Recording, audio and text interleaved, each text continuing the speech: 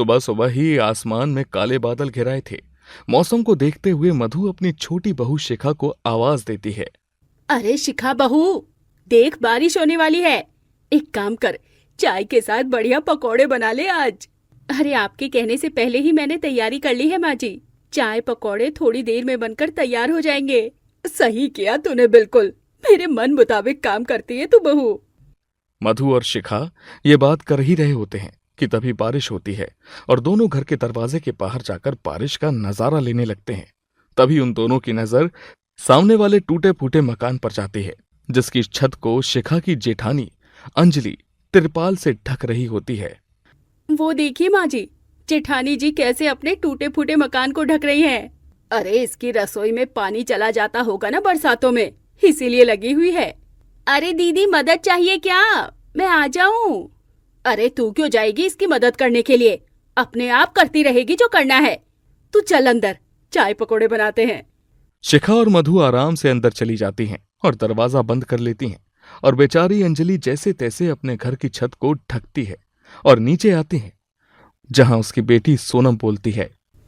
माँ, आपने रसोई की छत को तो ढक दिया, लेकिन पानी तो फिर भी आ रहा है। क्या करें बेटा, अब जब तक बरसात के दिन है तब तक हमें ऐसे ही अपना समय बिताना पड़ेगा।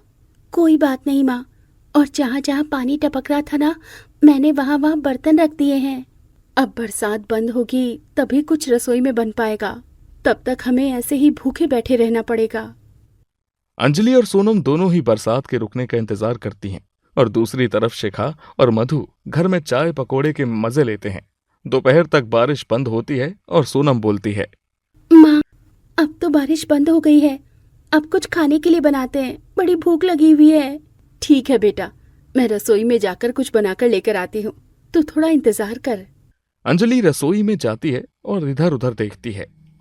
हे भगवान, रसोई की हालत तो बारिश के पानी की वजह से खराब हो गई है। सारा सामान भीग गया है, अब मैं क्या बनाऊं? क्या हुआ माँ, सब कुछ ठीक ठाक तो है ना? होना क्या है बेटा, सारी सब्जियां बारिश के पानी में भीग गई और जो थोड़ा बहुत आटा था वो भी सारा गीला हो गया। कोई बात नहीं माँ, आप परेशान मत हो। हम सोच लेंगे कि आज हम दोनों का व्रत है और ऐसे ही भूखे रह लेंगे। माफ करना बेटा, तेरी माँ की वजह से तुझे भूखा रहना पड़ता है। कोई बात नहीं माँ, अब गरीबी में अगर बारिश की मार हम दोनों माँ बेटी पर लिखी हुई है तो क्या कर सकते हैं। इतना कहकर अंजलि वहां से चली जाती है। दिन गुजरते जाते हैं और बरसात यूं ही चलती रहती है। ऐसे ही एक दिन गली में कबाड़ी वाला आता है। मधु और शिखा उस कबाड़ी वाले को रोकते हैं और शिखा बोलती है। अरे भैया, बर्तन भी लेते हो क्या? बर्तन? कैसे बर्तन बहन जी? अरे पुराने बर्तन हैं बहुत सारे, हमने अपनी पूरी रसोई में नए बर्तन लगाए हैं, तो पुराने बर्तन किसी काम के नहीं हैं। ठीक है बहन जी, दे दो, ले लेंगे। मधु और शिखा अंदर से बहुत सारे बर्तन निकाल कर लेकर आती हैं और कबाड़ी वाले को बेचने लगती हैं। तभी उन्हें ये सब करते हुए सोनम देख लेती है और सोनम मधु से बोलती है। दादी, आप ये सब कुछ क्यों बेच रही हैं?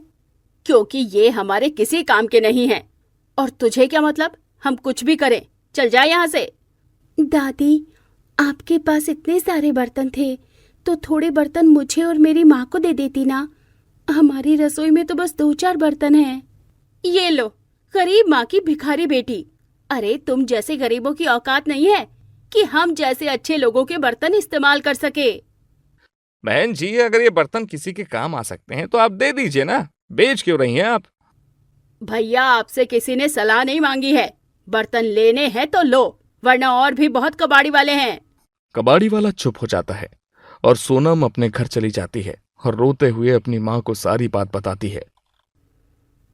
बेटा, तुझे पता है ना कि तेरी दादी और चाची का स्वभाव कैसा है, फिर तो क्यों उनसे मदद की उम्मीद रखती है? पर फिर भी माँ, हम भी तो उनके अपने हैं ना। इन बरसातों में हमारे घर की रसोई में कितनी दिक्कत है, उन्हें नजर नहीं आता?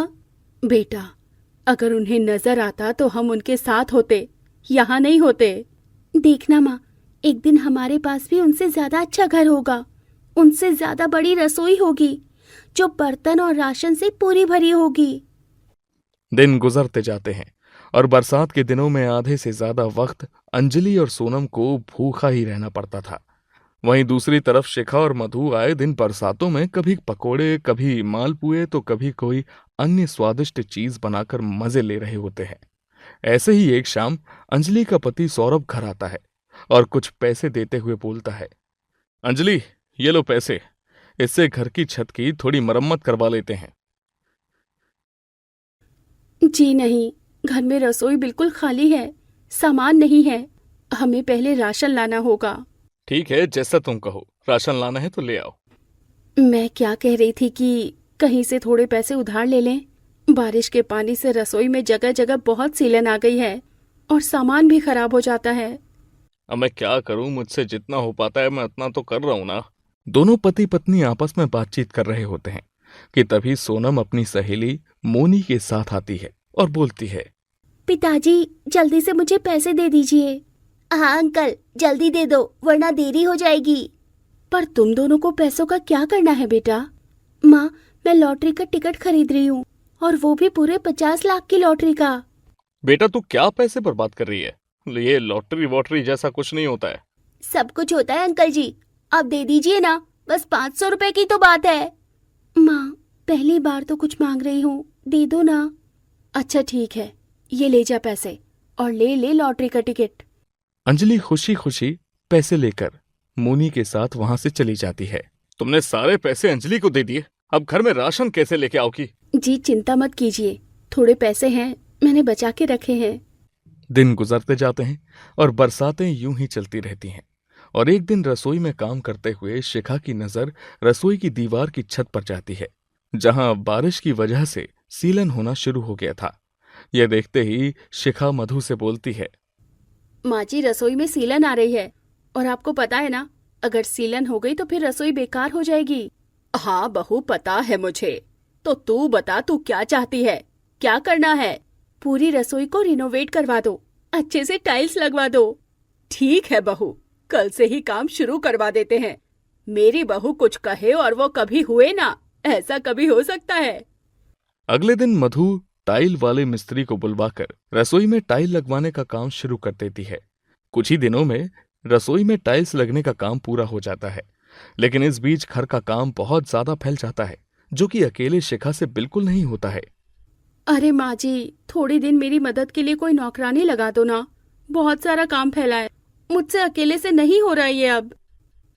अरे नौकरानी की क्या जरूरत है, अपनी जेठानी को बुला ले, आ जाएगी तेरी मदद के लिए। सही कह रही है माँ जी आप, जेठानी जी किसी नौकरानी से कम थोड़े ना है। शिखा जल्दी से अंजलि के घर पर जाती है और जैसे तैसे उसे मनाकर अपने घर ले आती है और फिर उससे काम करवाने लगती है। अंजलि जैसे ही चारों तरफ शिखा के घर की रसोई देखती है तो वो मन ही मन सोचती है, कितनी अच्छी रसोई है, काश ऐसी रसोई मेरी भी होती तो मेरी बेटी भी खुश हो जाती, पर मेरे पास तो पैसे ही नहीं हैं। अरे क्या देख रही हो जेठानी जी इधर उधर, आपको काम करने के लिए बुलाया है, रसोई को नजर लगाने के लिए नहीं। हाँ हाँ, मैं कर रही हूँ, सारा काम कर दूंगी मैं, तुम चिंता मत करो।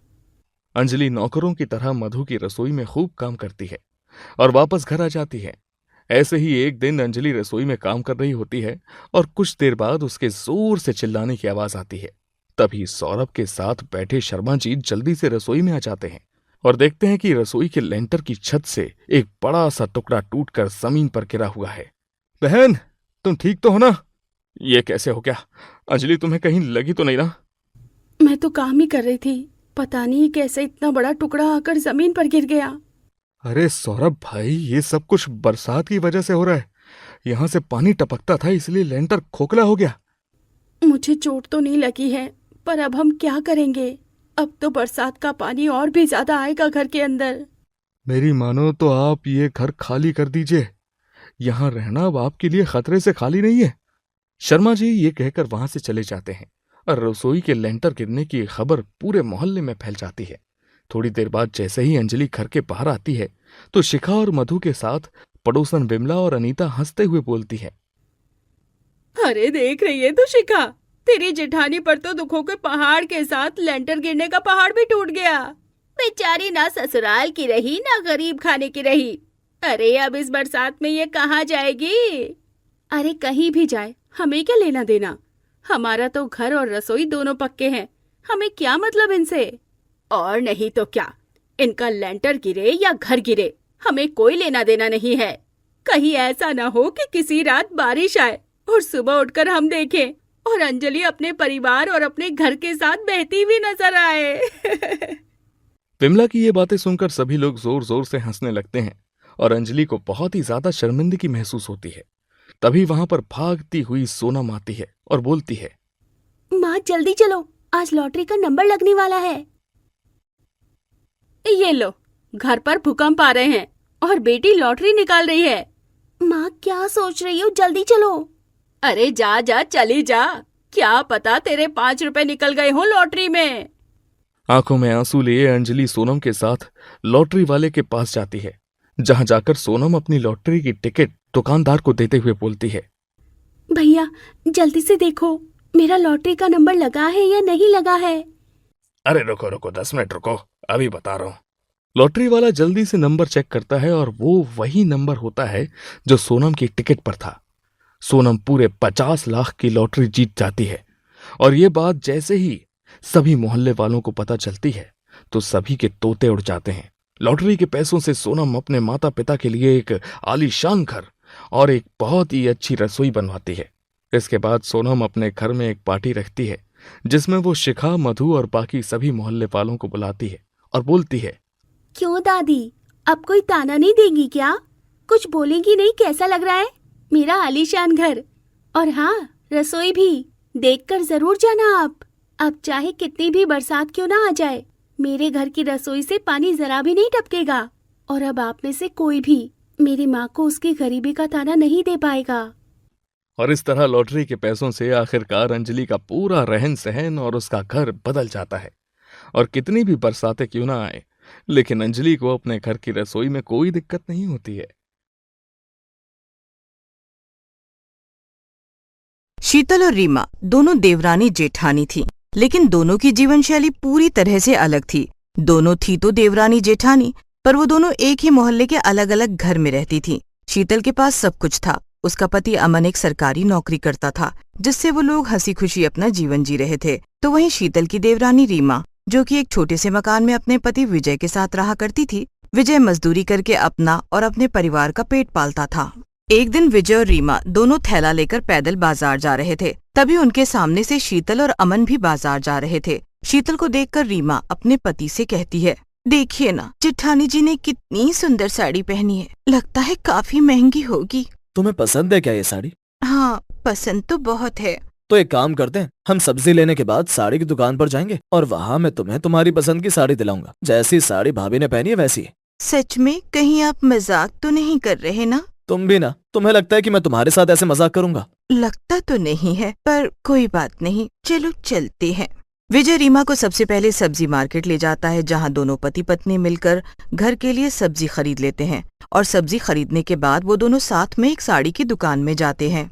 भैया, मेरी पत्नी के लिए जरा साड़ी दिखाइए तो। साड़ी की दुकान काफी बड़ी थी, इसलिए रीमा बार बार साड़ी की दुकान को निहार रही थी। थोड़ी ही देर में दुकानदार रीमा और विजय को सुंदर सुंदर एक से बढ़कर एक साड़ियां दिखाने लगता है।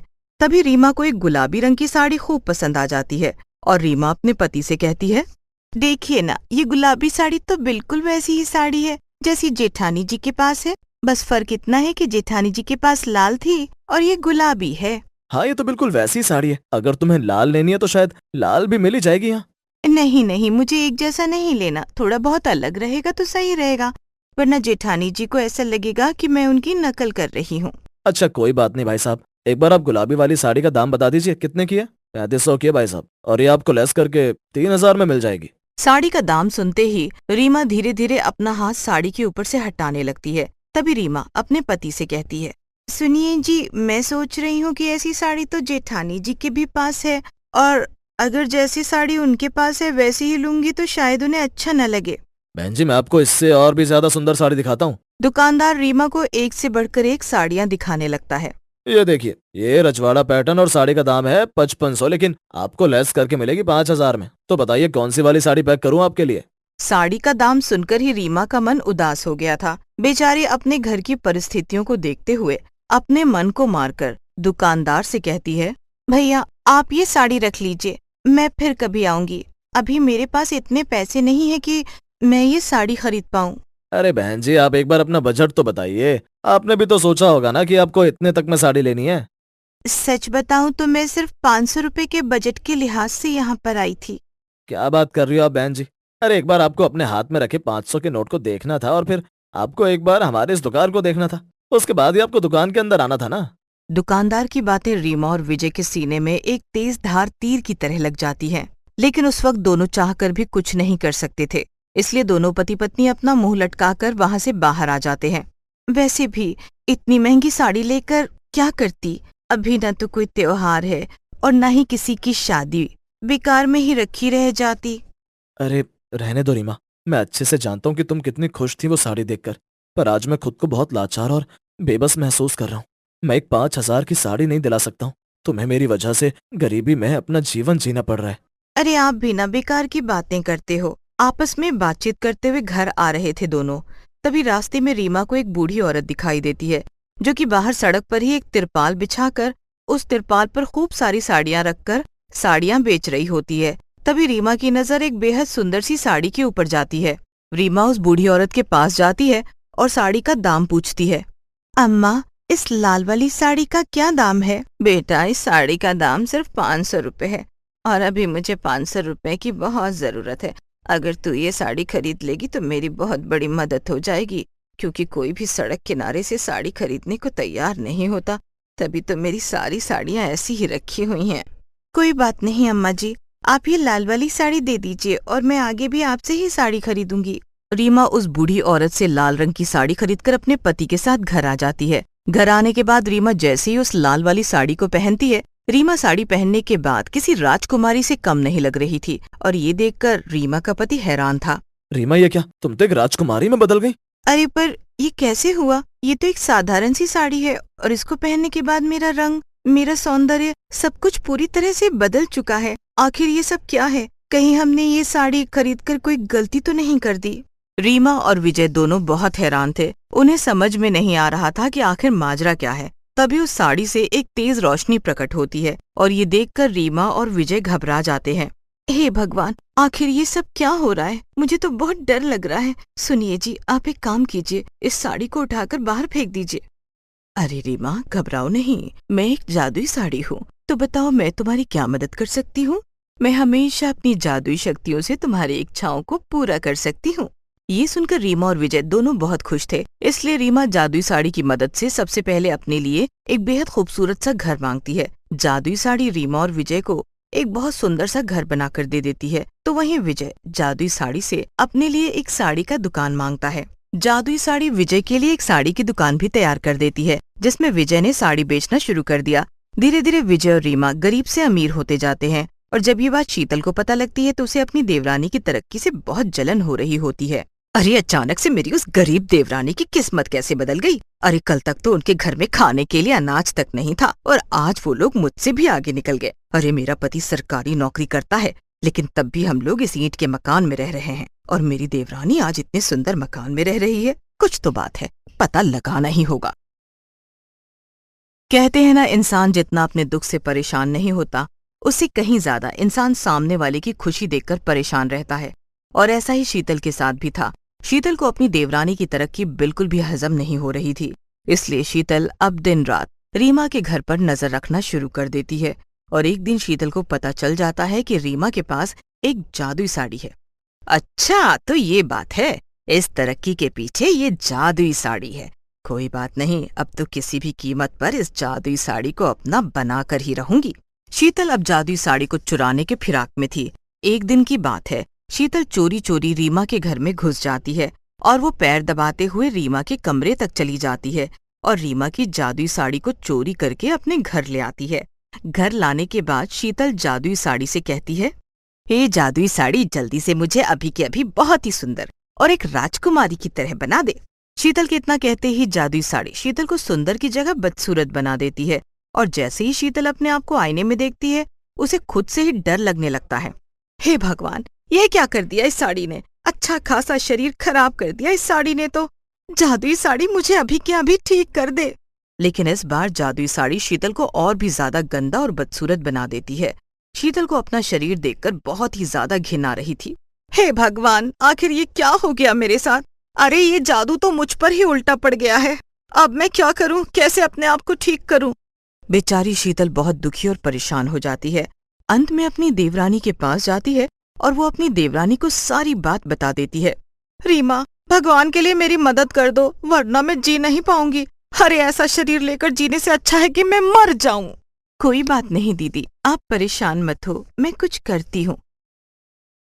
रीमा से अपनी जेठानी की परेशानी देखी नहीं जा रही थी, इसलिए रीमा जादुई साड़ी से मदद लेते हुए कहती है, ए जादुई साड़ी, भगवान के लिए मेरी जेठानी को ठीक कर दो। उनसे जाने अनजाने में जो भूल हुई है उसके लिए उन्हें माफ कर देना, लेकिन फिलहाल के लिए उन्हें ठीक कर दो। रीमा के कहते ही जादुई साड़ी शीतल को ठीक कर देती है। ठीक होने के बाद शीतल को अपने किए पर बहुत पछतावा महसूस हो रहा था और वो अपनी देवरानी से हाथ जोड़कर माफी मांगती है और कहती है, मुझे माफ कर देना रीमा, मेरे मन में जादुई साड़ी को लेकर छल कपट आ गया था और देख छल कपट करने का नतीजा क्या होता है ये तो मुझे अच्छे से समझ आ ही गया। मैं दोबारा कभी गलत तरीके से किसी भी चीज को हासिल करने के बारे में नहीं सोचूंगी। हाँ दीदी, आप बिल्कुल ठीक कह रही हो। आपको जब भी मुझसे मदद चाहिए हो आप मुझे बता देना, मैं हमेशा आपकी मदद करूंगी, पर कभी भी आप गलत तरीके से किसी भी चीज को हासिल करने के बारे में मत सोचना। शीतल को अपनी गलती का एहसास हो जाता है और अब जब भी शीतल को कोई भी मदद चाहिए होती है वो रीमा से मदद ले लेती थी।